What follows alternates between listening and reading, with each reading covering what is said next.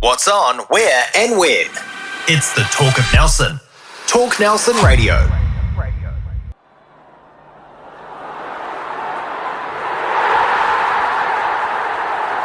Welcome to Football Focus, episode 13, where we cover all things football in the top of the South. I'm Chris Butler, and welcome back to my co-host, Paul Bryden. Welcome back, Bridie. Butts, how are you? Lovely day out there. Thank God you turned that heater off. It's about 18 degrees outside, son. Well, It is spring. It's our way of warming things up for the podcast. Our very special guest is Steve Clark. Great to have you here. Thanks, Chris. Mate. Yeah, and I know you with your time at Richmond and coaching there, and also Walking Football. Yeah, good. Which we're going to go through Nice one. A bit later on. On this week's show, we're going to be talking senior men's and women's cup games, the Southern League men, some overseas news, the English Premiership. But first, the cup results. So big weekend in Golden Bay. No one from here made it over? I did. Oh, you did? Oh, good. Good weekend. Well, I went over with Sash because it was my daughter's playing, and it's her last game of the year, so I thought I'd make the effort. It was a good day. A lot of people sort of moaned that Golden Bay were handed it, but you got to remember all the times they make the trips over the hill.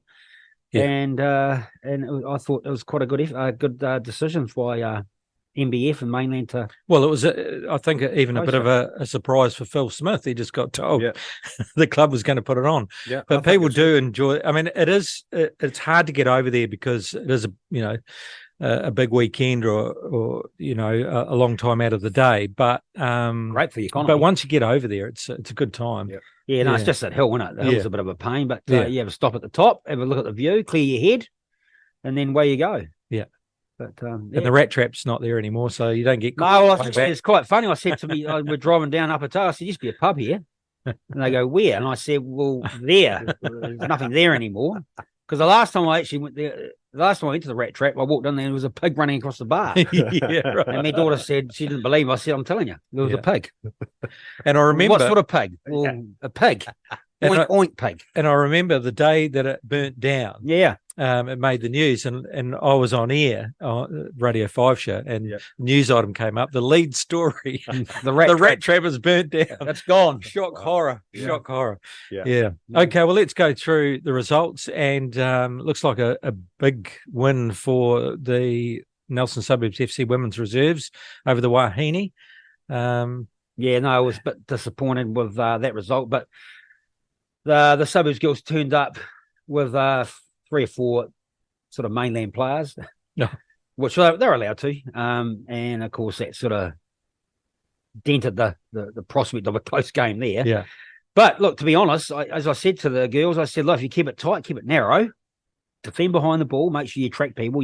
So for 20, 25 minutes, there actually was 0-0, and they did all right. And then league started to tire, and they got 1 goal, and then sort of the floodgates opened. So I think it was 3-0 at half time.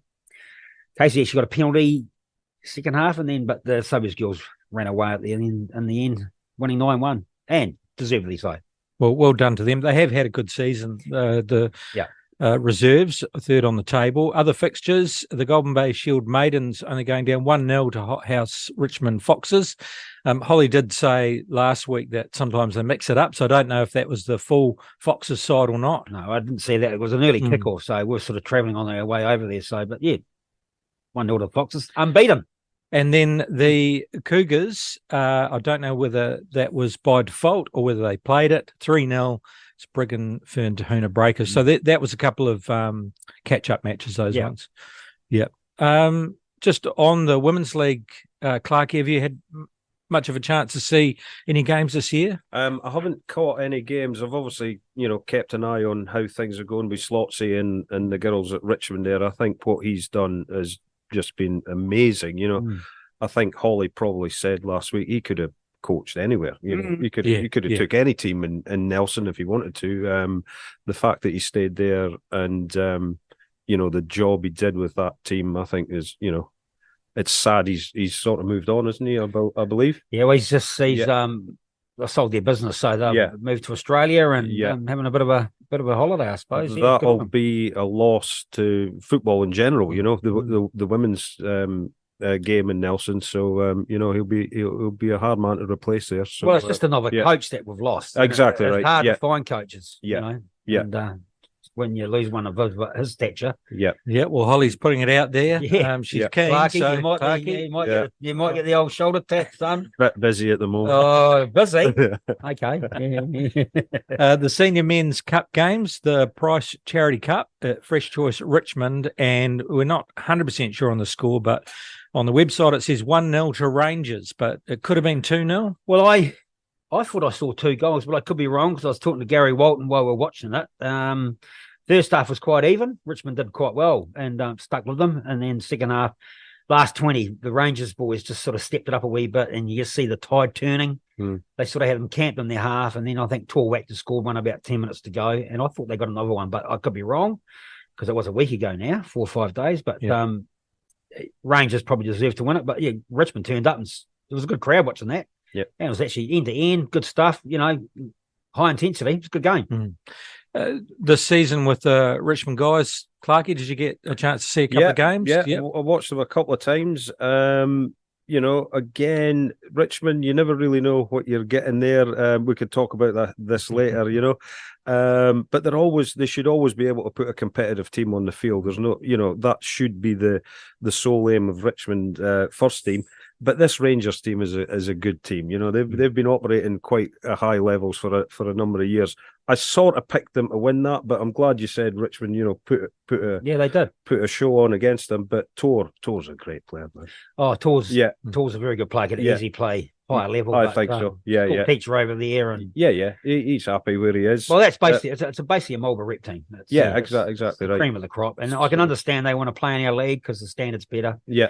If they play in the Brenham League, it's going to be a bit weaker. And of course, they're sort of stuck in a rock and a hard place where they're situated. Yeah, unfortunately. Yeah, exactly. Yeah. Used to have some strong teams over there. You'd have that top of the South League, and we'd travel over the hill to play against. Well, you had Marlborough Boys High. They had a good side, and then I think there was a Rangers, and then there was Redwood. Yeah, yes, man, they used to Trojans or something. And they used to kick the hell out of you. They were fit and physical. But anyway, well done to Rangers. Yep. The Gould and Tout Trophy. The FC Nelson Loco Steam is going down 5-2 to the FC Nelson Chin United. Yeah, well, I was there for that game. I was quite surprised. I thought the Locos might have got up a wee bit because obviously Chin were without Van Roland, Van Sarang and Tang Vanook all suspended. But Jermaine Wilson-Duggan was allowed to play for Chin. Isaac Cunningham played for the Steamers, and Pun, young lad, he's in our squad, scored a hat-trick, great little player. Oh, wow. He's also in the Tasman under-17s. I think just the young lads' legs at the end of the day were just a bit too much for the Steamers. But there was another good crowd there watching that. That was on the other pitch, number 3 pitch, so they did really well. Oh, good stuff. Game. Congratulations to Chin United. H.R. Hurst Trophy, the thirds, the Nelson Suburbs FCLC reserves. And there was some comments on the page about this because we picked FC Nelson NMIT. What, comments about the result or the drive home? Well, I don't know about the drive home, but we won't talk about that. But PB and Holly picked NMIT. Yeah. Okay. And they were into them after the game because they won 3-0. Yeah. Look, I think it was 2-0. I would always pick the Seals in that situation. Unfortunately, but some of the names on that team sheet even now for a reserve side is pretty. Well, good. no, you did right. If you look at the team. I wasn't aware. Like Hottie, Danny Walsh, Nathan Jeffries, Callum Rollo, Matt Elliott, Gatwood Smith, Simon Gatwood Smith. They had a strong side. Great, Miller, some great players. Yeah. And actually, NMIT had a lot of the ball, but didn't seem to create anything. But I think the game was 2-0 to Seals, but that was a evenly fought game. Big good game. Because NMIT over the last few years, when they were introduced, and they were really a mixed bag. They basically come out of the institution there and students, but they played a good level of football. Like if you watch them play, Paddy Doherty coaches them. They're all set up. They're well organised, and they actually play some real nice shape football. Yeah. Good. But at the end of the day, you've got to put it in the onion bag. Yep. And the Seals sort of parked the bus a wee bit and then just got them on the break. Yeah. And they got the result. So let's just say that Danny and Hodgie let us know. Yeah. That they'll let you know. We can't get it right all the time, Christopher. They'll let you know. They certainly did. Yeah. Good on you guys. Congratulations. The Greg Brown Memorial Cup which is the 4th Division Cup. And this was the Tasman Auto Electric Richmond Bogans. And now I didn't see the score on the website, but I think it was 3-0 to Tahuna. I think that's 3-0 to Sprig and Fern Tahuna. We don't know who won the fight, but we obviously it didn't turn to that, and there was a result in the football. So no, there was no congratulations drama. to There was no Tahuna. drama. A nice clean game. That's good. Game. The one game you have missed out was the Masters final, and that was between FC and Suburbs. So did they play that in Takaka? Yes, that was at 12:30. Yeah. Mm-hmm. Well, they didn't have that on the website, that whole thing. Wow. Yeah. And because they played a tournament at Victory, didn't they? That was last week. Oh, so was that a different? That was just a knockout tournament. Yeah, this was the Masters actually Cup final. Oh, the Cup final. Yeah, it wasn't shown on the website at all. Because I think there was a couple of people I spoke to about that who at Walking Football who played in that final. So who played in that final? FC Masters versus Suburbs Masters. And what was the result? 1-0 to FC. Oh, right. Okay. Yeah, it was a really tight game. Yeah, I bet it was. Played in good spirits. Yeah. As it should be. Yeah. These guys are, I suppose I wouldn't call it just about walking football, but pretty close. But it's a bit slower than the other leagues. But look, the FC boys have been together. Paul Parker and those boys and Taz and Gordy and good lads. And that was for the Torquil Hanson Trophy. Yes, that's right. Yes, Torquil was no longer with us. Top man he was. Yeah, and I think the FC boys are really happy about winning that. Yeah, nice with that trophy on the line. So. Well done to them. It looks like the silverware was dished out, amongst a number of clubs. So that's always good to see at the end of the year. Yeah, that's what you want. You want a good mix, and I'm sure they all had a thoroughly good time. And Golden Bay always renowned for their hosting. So, well done to them. Great season. The Southern League men.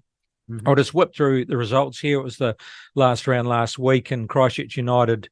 How's this? Cashmere Technical 3-1 over Christchurch United. I'm suspecting with a Chatham Cup final coming up, it might have been a changed side. Might have rested a few players. Nelson Suburbs getting up 3-1 over FC 20. We'll come back to that. Selwyn United going down to Nomads 3-0. So Nomads finishing strong on the season. Ferrymead Bays 2-1 over Green Island. They'll be happy with that. Dunedin City Royals 5-0 over Coastal Spirit. They'll be very happy with that. So the top three, and definitely going through as we did predict, Christchurch United and Cashmere Technical going into the National League. So we'll look forward to that starting later in the year. Nelson sitting pretty much around mid-table. On the whole, probably a season of missed opportunity, you'd have to say, because I think, Bridie, you were saying at times playing good football, but just didn't take their chances, or had a great start, but then couldn't finish it, and then, would get a few against them. Look, to be honest, they finished 6 out of 10 teams. They'll be disappointed with that, to be honest. We are used to being in the top 2 or 3, so I think Skippy and Neil will be disappointed. But, however, look, the games they played against United and Tech, and those I didn't think there was much between them. They lost 6-1 at home a few weeks ago. They were quite competitive, but they've had injuries and people leaving, and Larson went to Melbourne and Connor Gillespie left. So, it's opportunity for young guys, but overall, I think they're probably a bit disappointed, but it is what it is. The table doesn't lie. That's right. So you just have to and rebuild and go again next year. So look, there's some good sides there. Like Coastal Spirit got third. Well, Suburbs beat them 5-0 at home. Tech, I think they play them in the cup as well. It was tight. It was close. So they're not far away. It's just, as I say, you get a few injury concerns and you haven't got a lot of depth. You got to bring some kids in. It's not an easy league to play in. No. And they, of course, Green Island showed that when they beat them 4-3 at home. They were quite good. But then Green Island lost 15-3 at home last week. Yeah, that's right. It's amazing. It's an amazing score.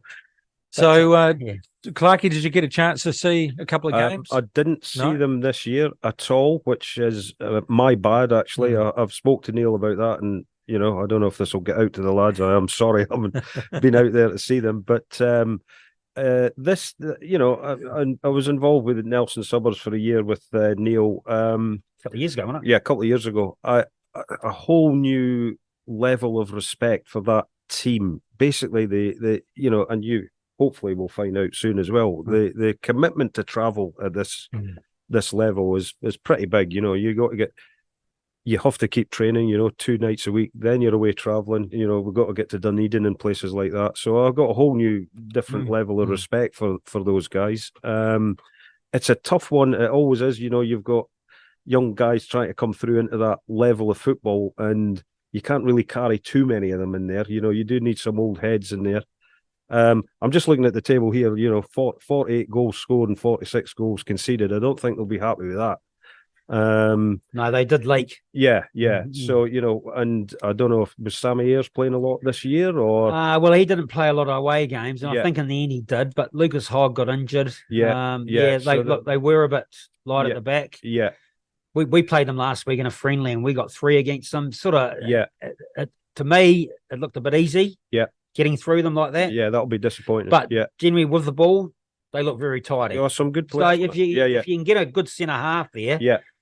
and just work hard, I think that level you need to be training 3 nights a week. To be honest, I Possibly. think you'd probably Tuesday, Thursday, Wednesdays, maybe a gym session. There's some sort of fitness. You've got to Yeah. be fit and strong, and as you say, going down to the lean, you get a cold day down there. Yeah. It's difficult. It's Yeah, I think difficult. that's what Slotsy picked up on when he was looking at the table. Yeah, The amount of goals conceded, Yeah. and yeah, he thought that was an area that they'd be disappointed in. yeah. Mm. And But they another, still scored a few. yeah, in any other year they could be sitting in third position. Well, that's right. They're that tight there, and you're right. It's probably small margins there. Yeah. That's it sort of let them down this year. So. But every season's a learning curve, and in a way, when you have a season that you're not quite happy with, it drives the motivation Yeah. again, doesn't it? It says, well, hang on, we're better than that. yeah, And we're not actually far off. So we've No. really got to make a few changes. The Marco talked about that yeah, for their last season. Yeah. And they sat down afterwards and Yeah. they just had to tweak a few little things, pre-season preparation, hitting the ground running when they're going. And, so it's those kind of conversations you need to have. So Yeah. hopefully they'll bounce back. Look, there are good people involved there. They'll Yeah. review that. They'll come up with a plan. I would expect to see them higher up that table, to be perfectly honest. So, we'll see how they Yeah, go. it's going to be difficult with United. Have got all the money. Yeah. Tech, Kashmir Tech got the history. Yeah. But look, But they just watching them play, they're beatable. Yeah. Yeah. End of that, I agree. against 10. It's just, I agree. I think if they pulled in like 2 or 3 good, solid, experienced lads, and then you got the kids coming through because they've got great development out there. And some FC players, from Yeah. Nelson, they'll get there again. Yep. All good. Yeah, and Skippy and Neil will be coming back with quite a bit of experience now. With course. they might Yeah. sign some Samoan boys. Yeah. Well, that's right. I think watch this space. Watch Yeah. this space. They've Yeah. got a feeder team now. Yeah. Well, Skippy's off to, he's going overseas with Bigsy and the family. I think they're going on an overseas trip, so he might come back with a couple of new Irish boys. Who knows? Yeah. Yeah, Yeah. nice. All right, English Premiership, and I'll just quickly run through the draw for this week, and maybe we'll talk about a couple of games. There's no game, is there? So this date is for. Oh, you're right. So Yeah. it's a rest. That's Euro. Oh, because it's Euros, yes, because it's for the 16th. But I'll run through that draw for the 16th. Wolves versus Liverpool, Fulham versus Luton Town, going down 5-1 to Man City. Oh, come on, but 5-1, man alive. you're still there. You're not in the bottom 3. No. Tottenham versus Sheffield United, West Ham versus Man City. Probably the game of the round, you'd have to say, with West Ham sitting fourth at the moment. Yep. Man United and Brighton, that'll be a good game. Aston Villa, Crystal Palace, Newcastle and Brentford, another close one. Bournemouth and Chelsea, Everton and Arsenal, and Nottingham and Forest and Burnley. So I know you're a Scotsman, but do you follow anyone in the Premier League? Yeah, I do. Arsenal's my team. Is it? Yeah. I've been delighted with the way things have been going there. But look, listen, they talk about the top 6 in England. It's literally a top 1 and the rest. Yeah. I can't see anybody getting near Man City again this year. You're looking for a top 4 finish if you're one of those other big teams there. But Man City are a whole new level. I think I can't see anybody getting close to them. I'd like to see Arsenal doing it, but maybe not this year. Man, you just aren't firing like I thought they would, and a good win by Arsenal over them. Yeah. 3-1. Yeah. Well, you talk about fine margins, and you see Garnacho goal. Was it how many minutes to go? Yeah. Could have been 2-1 up. It was so tight. Well, that changes everything. But I thought Arsenal were the better side. But the results just aren't going Man U's way, are they? You've got problems when you've got your two centre halves get booked, Martinez and the other fella, I don't know who it was, and then you've got to bring on Harry Maguire and Johnny Evans at 35, I know, who was loaned to Leicester, and Man United have signed him on a 1-year deal. Yeah. Not saying that he's passed it, but, you'd think he might be at Leeds for a 1-year deal. Yeah. But Man United, so... Yeah. I think West Ham were interested in Maguire. If I was Man United, I think they should have let him go there. Yeah, but the thing was, I think Man United wanted $50 for him. West Ham were only prepared to pay 20, and so that was the problem there. They wanted too much money for him. Yeah. So, all right. So, if we're looking at the game of the round, what do we think is the one that you'll be watching next weekend? Well, I'm obviously going to be watching the Arsenal game, but I think you're probably right there. That West Ham Man City game looks a bit tasty to me. Yeah, Moyes has done a brilliant job at West Ham, isn't he? I've heard some people on phone-in shows and stuff in the UK saying, "Oh, Moyes must go," and all that. It's crazy. What he's done there has just been unbelievable. But again, I can't see them getting over Man City, but. I'd be taking a 2-1 or a 3-1 to Man City there. Tottenham over Burnley 5-2. I mean, Burnley, granted, just come into the league, but geez, ain't Tottenham, going well with the Aussie. Big Ange Postecoglou. Yeah. Listen, he was Celtic announced him as their manager, and again, I'm listening to phone-ins in the UK and stuff like that. Rangers fans are saying, "Who's this guy? This is a joke, absolute joke." Celtic were in trouble when he arrived there. He literally won everything. And not only that, it's the way he gets them playing football, I think, that's probably going to endear him to the Tottenham fans, especially. They like to see decent football being played. I think Big Ange has won everything he's touched. Yeah. He was at South Melbourne originally. That was his first club. Yeah. Won it there. He won 2 years in a row at the Brisbane Roar. Yeah. A-League. Yeah. Then he went to Japan. He won the league there. Yeah. Then he went to Celtic, won everything there. Yeah. Is he going to win something for Tottenham? I don't think so. I just feel that they've had a great start and the fans are dear to him, but I just think I just don't think they've got the squad to do it. But you never know. He's certainly pulled them together and he's got them working hard. And he plays a great brand of football. He's not like Conte. He gets everyone behind the ball. He likes to attack. But I just feel that they'll lose one eventually, and then we'll see what happens. Listen, but they're playing well. He's got some good young kids in there. Success for Tottenham is a top 4 finish. Well, exactly. Let's be honest, and he's got a fighting chance. That's what. More than a fighting chance. I think. Yeah, a couple of other close ones: Man U and Brighton. I mean, that will be Man U.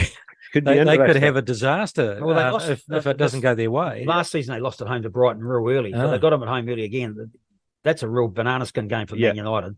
Brighton are a good side. And then Brentford playing away to Newcastle. Newcastle at home. They need to bounce back, but Newcastle are predominantly slow starters. Well, if you look at the opening fixtures for Newcastle United, it has been tough. Like they already played City, Liverpool, down to Brighton, wouldn't they? I think they'll be looking to bounce back.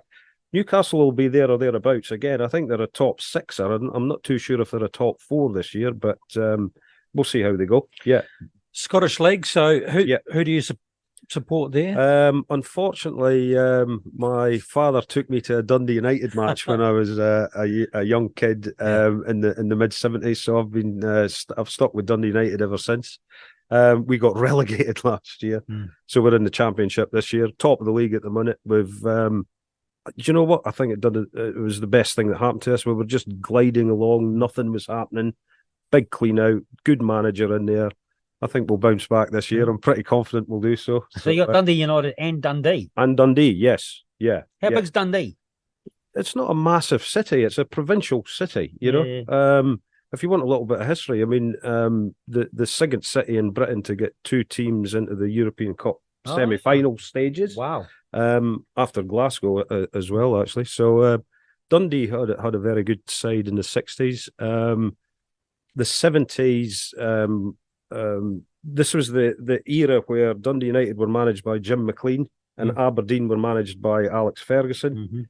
The whole thing changed on its head for a couple of years. You know, Dundee United, I I think we were the ones that unleashed Ferguson on the world, because he got to his first cup final, 79-80, the League Cup final against us, and we beat them 3-0. And I think he wrecked the dressing room afterwards, and that was his real driving force to go forward from there.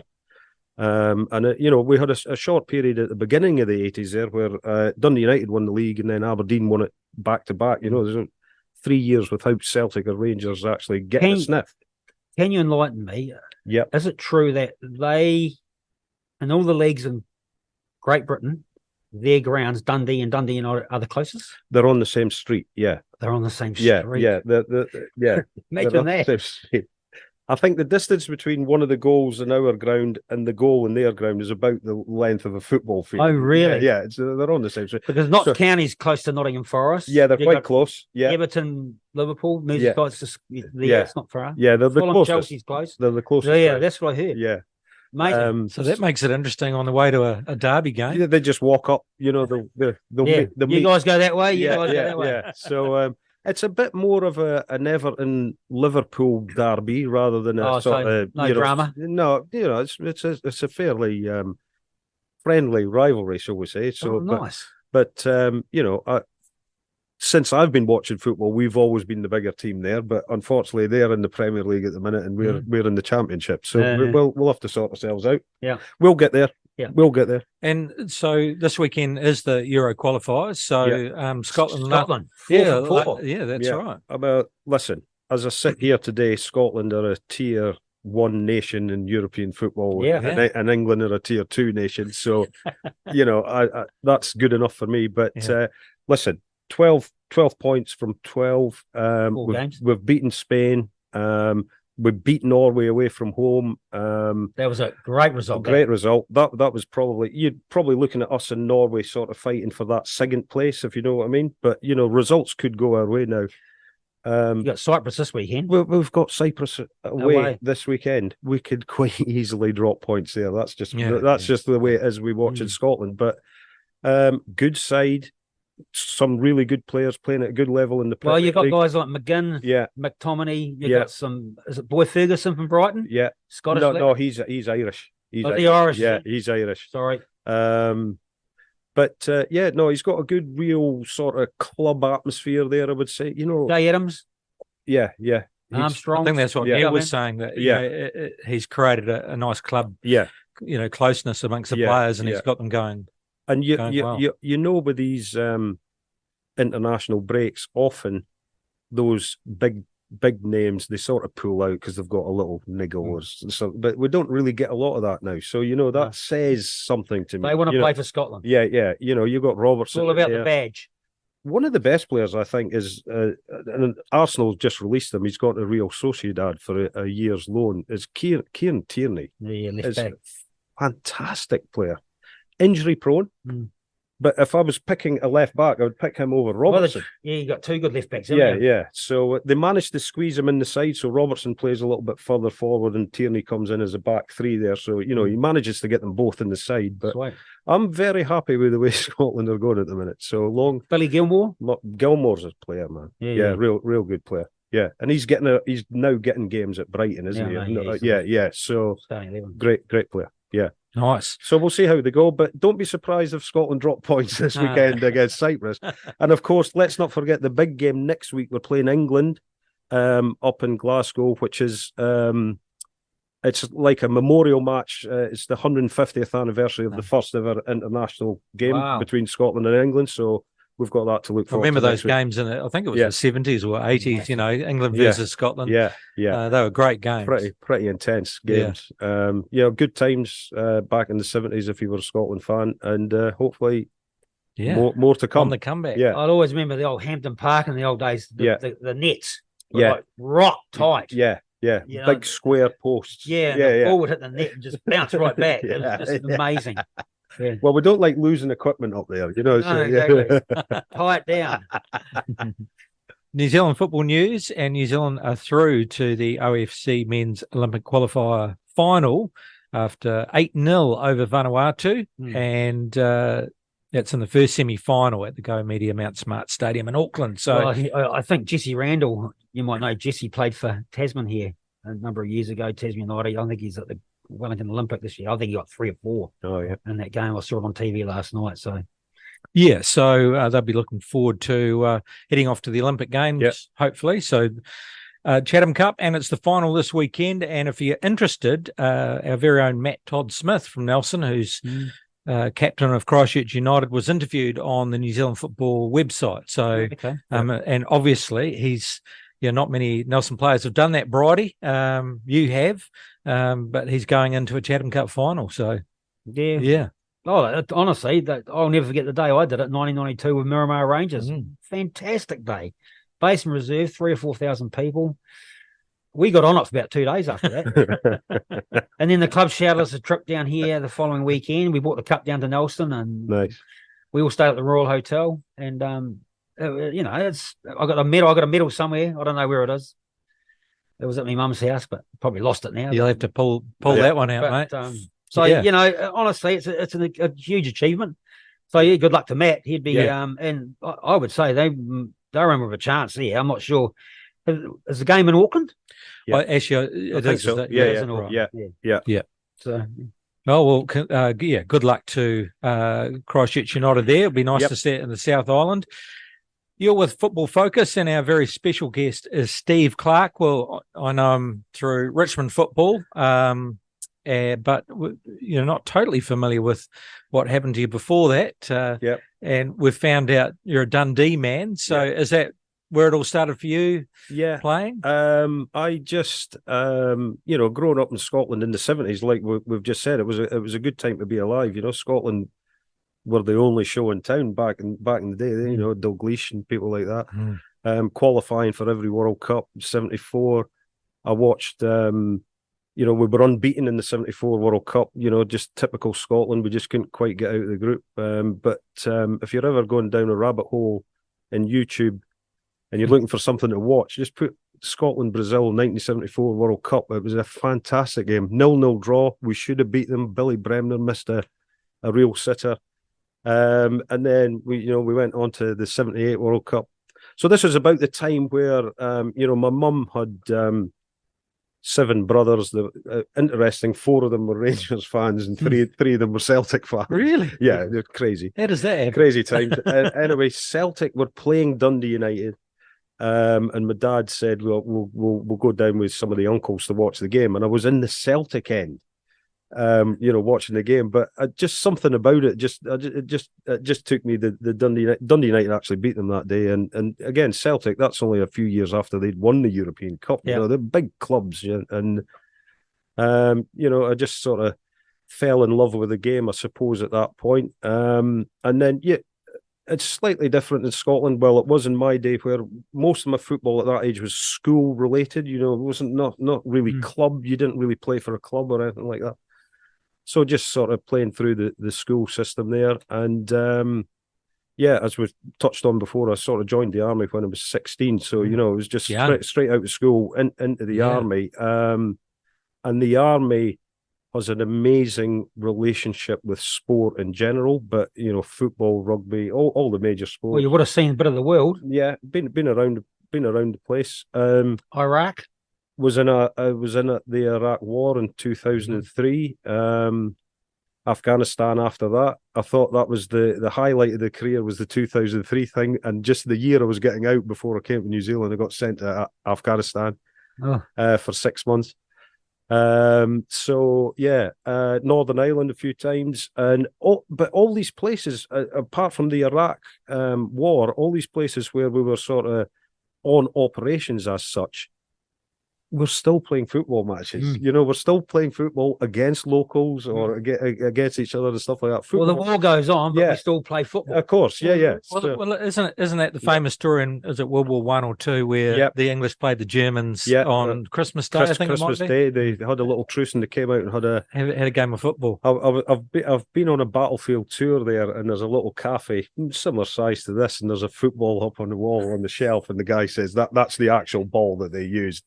It's not, but it's just get people into his cafe. But real good sort of playing experiences in the army, and army football or service football in general is a different beast again, because this sort of regimental pride that you're playing for and all the rest of it, so it's a different sort of type of football, I suppose. And a little bit of an injury, sort of just as I turned in my 30s. I just did one of my discs in my lower back there, so I went on a coaching course.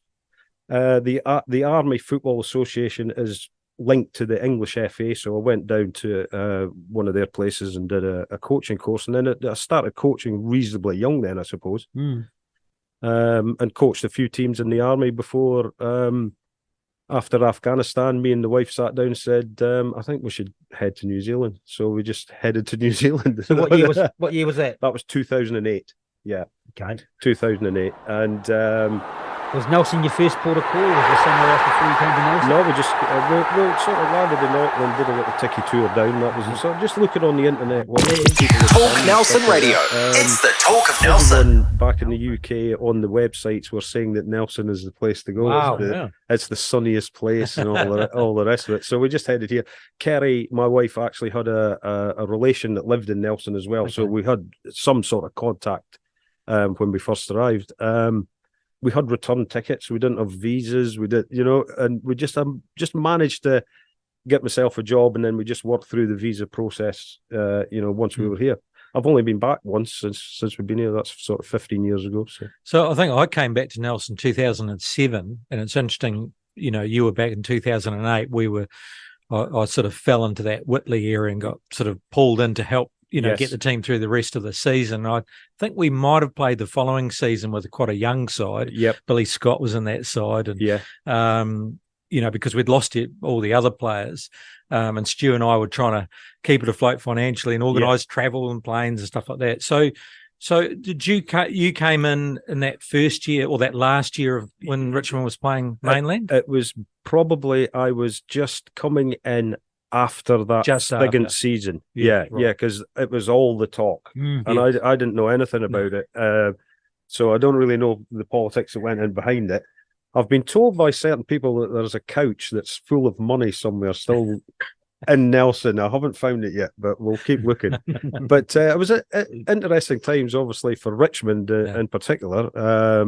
So I don't really know how that all panned out, but well, it was interesting, and that probably holds true because there was quite a bit of interest in coaching the first division side. So we decided we had to have interviews. Yes, which some coaches went, well, just ask me. But I think we felt that we should follow due process. It might have been Kerry Hansen that ended up coaching the first division side, and but I remember you turning up. And one of the things we said before the interviews is, there's this guy. Steve turned up, and he sounds like an experienced coach, and he was in the Army. He sounds like he'd be quite good. What if we don't give him the job? he might go. So one of the questions was, if you didn't get the first division role, would you be prepared to coach second division? And you said yes. And Kerry, for obvious reasons, got it. Long association, experienced player. So we kind of knew what he was about. Had no idea of your background. But what's interesting to me is you said, yes, you stayed with the club, and we'll talk about that. But then you became an entrenched Richmond man. And so what was that journey into becoming the first division coach? Well, I, like you say, I didn't really know anything about football here. So, if you're telling me I'm getting a second string side to work with, I'm quite happy with that. I'll do that, Yeah. I didn't really know what I was getting myself into. Let's just put it that way. Of course, having an Army background, I think, football to me was a way for me to keep, that sort of laddish sort of, you need some sort of contact with people and stuff like that. And I think that more than anything got me entrenched with the Richmond thing, if you know what I mean. It was my sort of replacement to the Army sort of banter that I had, if you know what I mean. So I just cracked on doing my stuff there, and then eventually I can't really remember what happened, but I then went and I was working with George at the FTC with Nelson Bates Football, enjoying that. Working with the kids there. And then the position at Richmond came up again, and Matt Campbell asked me if I'd go and help him there, basically. So yeah, went back and helped him there. So actually, you shared that role with Matt. Matt was the actual coach. Yeah, and you assisted, right? Yeah. I think I'd had enough of being the reserve team coach, where I said to Matt, I don't want to be the coach. I want to coach this team, but I don't want to be the coach. You know, you deal with all the other stuff, which he's good at dealing with that. You know, there's a lot of politics involved in. When I was in the army, when I picked the team that I wanted to play, and we played on a Wednesday afternoon in the army, I would write the names down, give it to somebody. It would go on regimental orders. Those people are required to report at that half an hour before I wish we could do Yeah, that. I know. Yeah, and It's a lot easier. Yeah. So now I'm in New Zealand and I'm phoning up mums on the Friday to see if Johnny can come play because so and so's can't do it. And so it was a bit of a change of culture to me, and I'm still not 100% acclimatized to it yet. Yeah. But so that was a different culture. So Matt dealt with that side of it, and I just got on the grass Tuesday and a Thursday, just doing coaching, and and enjoyed that. So we probably were there for about 4 or 5 years. I think. Yeah. And you had some good sides there. Some good teams. Yeah, some good teams, some good young kids. If I had my time again, I would have concentrated more on the locals. The young kids that we had. Brilliant bringing players across and their experience and all the rest of it. People like Ben or Joey Turner or someone like that. There is literally no point him playing in the Nelson first division. But to have him there as a coach and a mentor or something like that, maybe that would be. Well, those lads probably should have been playing mainland, of course, and coaching Richmond kids. Yeah, something like that. Yeah, they were too good for that level. Yeah, absolutely right. Yeah, but again, every single one of them, absolutely magic. Loved the time with them. They were great with the kids. They were great. I think Ben in particular has this persona where people think he's a little bit of he's one of the nicest guys you could possibly meet. Well, that's what they kept telling us. Yeah, but of course we played against him. Of course, yeah. So he's So you have a different sort of view. But I told the story. Stewie said to me once, I said, "Man, he gets under my skin, that guy." And he goes, on the weekend he came down and painted our club room. Yeah, exactly. Yeah. That just goes to show what a club man he was. Yeah, no. So there was good memories there. And then ended up. Team manager at Tasman United for a season, which was enjoyable. Again, a lot of politics involved there. I was just sort of on the fringes doing my team management stuff, and I thoroughly enjoyed it. Andy Hedge, who was the coach of Tasman United at that time, was a superb coach. Absolutely superb coach. Difficult period. I don't know what your thoughts are on the Tasman United sort of era. Well, they brought him in, didn't they? Really, they were flying him in. I didn't agree with what they were doing. Yeah, paying him a load of money. Like, you did a good job there, but we're flying in a coach. Yeah, we used to fly players in. Yeah, who flies a coach in? Yeah. I think probably the feeling was, you're right, around the money was that we had enough in the stocks here with experience. Yes, but not all of them. You see, have gone through the channels of getting your certificates. Yes. They're more old school coaches and saying, well, just ask me to coach. They would have done the job, of course, done a good job. You had to be certified. You had to be certified. Yeah. They want an OFC, license. Yeah. So. Absolutely right. So that's where you're sort of hamstrung a little bit there. I agree with you. I think he was arriving in on a Tuesday morning or something like that. Yeah. And actually, PB took a lot of the drill sessions. PB did quite a large role of filling in the gaps. As well, didn't it? Yeah.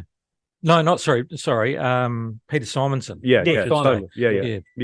Absolutely. Yeah. But in general, were you against Tasman United, or did you think it was a good idea? No. I thought it was great. It was a great idea. I think the last year it all turned to custard, didn't it? It was just, not against it. What I mean is, did you think it's better now that it's club-based, where there's a pyramid system? Oh, no, I like the club-based. Yeah. I personally don't, because I don't think that we've got the resource for it. Right. I think we need a regional representative side that all the clubs feed. Trouble is, football's club. It's club-based around the world. Yeah. And again, like New Zealand football now is a pyramid system, isn't it? So it is really now a club-based No, system. It is, Yeah. but it's only based if someone's got some money. Yes. And so only those clubs will grow if you can find the money. Whereas regional football, to me, you've got every young lad with the possibility of playing for Motueka and going all the way up to play for a regional National League side. Yeah. That's my opinion. Anyway. Yeah. I just don't think it's sustainable in New Zealand. Yeah. I mean, what are we, a couple of years into this new sort of National League setup now? Yeah, well, I just think the National League should be played in winter. The current system now should be the National League should be in winter. And you got your main. It gives other clubs opportunities, but as Chris said, money is tight and it is difficult. Yeah, you know, it is difficult. It's the travel implications in New Zealand. You can't write that off. In Scotland, you get on a bus, you could travel 20 minutes. Right. And you've got 10 other teams around there. You know, it's here you just can't do it. But you got to remember now, Chris, in the main, and Skippy and that will tell you, it's equalisation travel now. So it's a lot more affordable. Yeah, that's interesting. But the trouble is, and it was the last year of Tasman, people want to be paid. Yeah, and good money. Yeah, and the money wasn't there. So they it was robbing Peter to pay Paul. Yeah, was the problem there. So everyone's getting paid. The manager's getting paid. The coach has got to get paid. The players getting paid. And it's like, well, hang about. I look back on the summer that I did it, and I sort of agree with you in a little, in a way that it seemed a lot to me like it was just a load of young lads earning some money and having a little kick about in the summer. That's how it felt to me. It didn't feel like a competitive sort of National League, if that makes sense. No. Let's get them in the winter. Yeah. And I'd have to say, I mean, I'm going on about a regional side, but you know, we all remember the Nelson United days, and that's why we're very pleased to see Tasman United because it's back into the National League. Yeah, we all remembered those days. Yeah, well, you know, Nelson United was a club, wasn't it? That was all funded by the club. Yeah, and the difference though in those days is that you could loan players. Yeah, so you could have Ken Wiley sitting on the bench and coming on at the back. You know, or Chris Edwards as from Richmond playing up front if they were there. So you didn't draw all the stocks out of local club football. Yes. Whereas and due to suburbs because they've done well to get where they are. But if you want to play mainland, you've got to go to suburbs. Yeah. And I remember Trevor Thompson saying it's hard to tell some kids there's no way you're going to make it, but they want to be there to have a chance. Yeah. We had the same at Richmond, where in fact we had some, as the season went on, we just dwindled in numbers because Fairmead Bays would grab someone or Christchurch United would grab someone, and they wanted to be there because they wanted to play be in front of Christchurch United. So it makes it very difficult for clubs, the minor clubs, to keep their players, whereas on a loan system, at least if you go and play 50 minutes for your club and then come off and on Sunday sit on the bench for National League. So that was my point. I thought that worked quite well back in the day. Oh, look, I totally agree, mate. It's like, here's an example this year, Corey Vickers. I don't know if you know Corey. Big lad, English lad.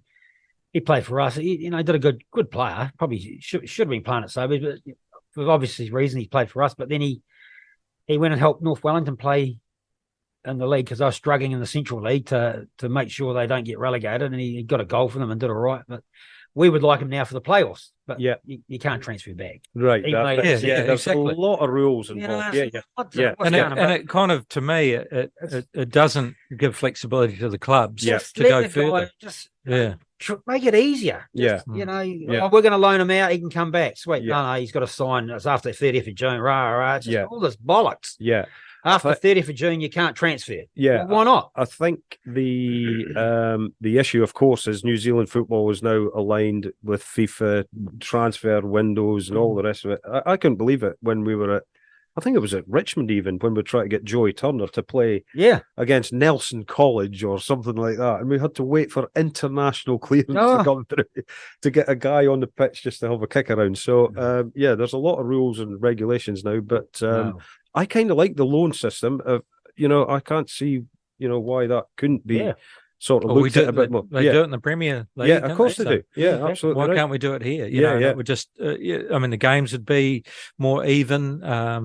Give the minor clubs a chance to step up the ladder and get themselves organised. And Corey Vickers, go and help North Wellington stay in the Central League, then come back and help FC Nelson get into mainland. Yeah. What's wrong with that? Yeah. No, anyway, I agree. Yeah. Walking football. Walking foot. We better talk about walking football. Yep. How did that come about? I'm often credited as the founder of Walking Football in Nelson. That's not strictly true. Basically, what happened, my wife was sitting looking at Instagram one night, and a picture of her uncle pops up, and he's just finished a walking football session in Essex. He's playing in Essex somewhere. And she said, "Have you heard of walking football?" I said, "No, I've never heard of walking football. I've never heard anything so stupid in my life." So she said, "Well, look at this." So I had a look at the thing, and he's had a great time. I literally jumped on Google, typed in walking football. It's massive in the UK. Massive. There's like clubs everywhere. You could literally go anywhere in the UK now and have a game of walking football. She says to me, "You should start that here." I said, "Nah, well, we'll just see." I could hear people like you saying, "He's coming for a game of walking football." Yeah. So anyway, I didn't think too much more about it. I went away to work, and I came back the next day. I came back having finished work, and she's produced a poster. She's done it. She's done it. She's produced a poster. I said, "Walking football." But I said, "Where are we going to play?" She said, "We'll play at Hope Hall. That's where she does her dance school. There's a hall there." So she'd done everything. And I literally I sent that out She forced me into it. Yeah, I think she wanted me out of the house. To be perfectly honest. So off we went. We sent that out to Nelson Bays Football and the clubs. We turned up at Hope Hall one Wednesday, and there was myself and four others. Stu was there, and Cameron, his brother, and a couple of other guys. And it's just developed from there. And everybody laughs about walking football when you talk about it until you get down there and have a go, right? Because it's actually quite a good sport for particularly people of our age. But yeah, honestly, anyone can play it. It's actually probably a good coaching tool for some of your young lads as well. And, we've got a real good, bunch of guys involved in there now. We've been going for 4 years now. I noticed that it's now starting to spring up elsewhere in New Zealand. I think the guys at Mainland Football have taken it on. We've got real good contacts with some of the guys in Australia who are coming over in February of next year, I believe. So we'll have a bit of a tournament over here. But of course, this is a good month to talk about walking football because we support prostate cancer charity every year in September. We've got our annual tournament coming up. I think it's on the 13th. Next week, isn't it? Next week. We've got 12 teams entered. So as we always say, it's the biggest walking football event ever held in New Zealand. So we're really looking forward to that. Raise some funds for prostate cancer and a bit of awareness around that. Good bunch of guys, good social environment, and some good activity on a Wednesday, some cardio activity and getting people out of the house at our age. I think it's really important. That's good. I think it will grow. I do think it will grow across New Zealand eventually. Well, in my case, going to the gym or going for trying to go for a run or something, you want to do something you enjoy doing, of course. And so knees are shot, but so that gave me an opportunity. It gave me a second life, really, because last time I played, I tried to play Masters and I pulled every muscle in my body and trying to playing 90 minutes, but walking football, it's I still have things go ping, but the difference is that it gives me a second leaf of life. It gives me some social activity, which, and the other thing, Bright, I was talking about it with, Gary last night. It teaches people to play to feet. Yeah, absolutely. And you can't do the through balls. Yeah. And instead of you running, trying to beat a whole lot of people, you got to move the ball. Yeah. And the fantastic drill for young kids to learn. Pass and move. Yeah. It's virtually impossible to knock it past somebody and get past them. You've got to use the ball and move into space and get a return pass or something like that. So it's a good game. How fast can you walk? As fast as you like. Okay. As long as you keep 1 foot on the ground, Brady. That's all you've got to do. Okay. I think you should come in and give it a crack. Oh, no, look, I'll be honest with you. Everyone I spoke to has done it. Said it's fantastic. Yeah, great game. It's a great sport. Excellent. No, I'm actually doing it on the 13th. Are you coming? Ben Wright rung me. Yeah, nice one. Yeah. Beautiful. We've got another member. He'll be stuck. Yeah. I'm in a team, apparently. Yeah. Good. Nice. No, you'll enjoy it, mate. It'll be good to see you. Yeah. All right, Steve. Fantastic to have you in, mate. Yeah, thanks. And great to hear about your background. Yeah. And good that your wife's keeping you in football and out of the house. And we look forward to the Prostate Cup next week. Brilliant. And we look forward to perhaps getting in again sometime and catching up with what's happening on that front. Bridie, big weekend this weekend. Well, there's still football to be played. Yes. Mainland's finished, local football's finished, but there is playoffs at Guppy Park, 2:00. FC Nelson versus Universities of Canterbury, home and away. So that's at 2:00. So get down there. Do you know much about the universities? Yes, I do actually. I've got a lad called Tom Keane. Yeah, he's been down there. He's actually part of he coaches at Christchurch United. He's doing he's actually quite funny. He sent me a lot of stuff. Yeah, and I said to him, he's saying, "Oh, the striker's big, great player. United were after him. The two wingers are quick." They're really strong in midfield. They're massive at the back. They hunt and pack. Stop sending reports, please. Tom, is there any weaknesses? He texts us back, no. He said, I'll tell you what, he goes, I've just got another clip. They played Hallsville. I'll try and find some weaknesses. Yeah. He comes back to me, he goes, they had this other guy in midfield. He's even better than the other two they had. Look, it is what it is. We're not expected to win. Yeah. If I could have Corey playing or Tang and these other guys would be full strength. Yeah. But look, we've got a competitive squad. We'll go out there and give it a go. We'll have a plan. Yeah. It's another opportunity for the boys to play at a high level. Of course. And you never know. How are you looking for this? Like, is the squad good? Are you feeling good shape? Team's sort of name now. We're sort of bit of youth. We've got Labu Pan playing, Billy Scott, Isaac Cunningham, Toto, Walter Avalos, the Argentinian boy at the back. We've set up a bit differently. We'll probably play like a back five, back three. Yeah. A couple of wing backs, Tim Newson and Fredo from Karani. And of course, going forward, we look all right with Labu and Abinash, Borelli and Jermaine Wilson-Duggan. Yeah. So look, the boys have been training hard. We had an in-house game the other night. We played Mainland last Tuesday. We did all right against them. Good. So look, as I said to them, we're gonna have to defend really, really good. Yeah. There's going to be times we're not going to have the ball. We're going to have to defend for long periods of the game. Yeah, that's how you defend collectively and keep them out. And then I think on the break we've got chances. So but you want to really be finishing, still being in the tie, basically. Going down there with something to either defend or that's it. We don't really want to come this weekend get humped 3 or 4-0. Then it's over. So if we can stay with them, I think we've got the players to do it, and we've got a great bench. We've got some great young kids on the bench this week. Kenji Kondo, Kurt Ward, and Sammy and Pun, who got a hat trick last week, and with Campbell Banks. So I had to leave people out this week. I can only pick 16. Good, which is unfortunate. So we have a light training session tonight, and then see how you go. Got a bit of a plan. We'll just see how it goes. I think you're right. It's a step up. There's no doubt about it. There's a step up. Yeah. I think the one thing that is key for your lads is it's the concentration levels, isn't it? Yeah. You can't switch off at any time. We're better teams. So look, you're not gonna. It's a 90-minute game. You're gonna be. They'll have lows. Yeah, that's what you do when they have lows. Even Man City will have a low. Yeah, they don't go 100% for 90 minutes. No. Well, they're pretty close. Yeah. But so it's all about concentrating and it's sort of just working hard for achievement, just sliding across. I talk about it all the time. I know you do. And it's very, very important. It's being smart and it's only 10 against 10. It's and what you do without the ball. So I think if we can get our defensive things right this week, try and keep a clean sheet, we've got a chance. Yeah, good on you, mate. So, good luck. 2:00, Guppy Park. Guppy Park. Be there and support the lads. It'll be a big game. Thanks very much, gentlemen. Appreciate you coming in. Good. And thanks to our listeners. Keep the comments coming, and we'll talk to you again next week.